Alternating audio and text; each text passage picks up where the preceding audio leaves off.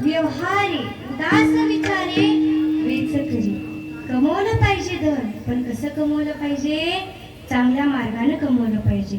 आपण धन कमवतो, कोणासाठी कमवतो? आपल्या बायका पोरांसाठी. पण खरंच तुम्हाला असं वाटतं तुमच्या बायका पोरं तुमचे आहेत? असंच असतं बघा. मेल्याच्या नंतर आपण एकटेच जातो की नाही? हे येतात आपल्या सोबत? नाही येत.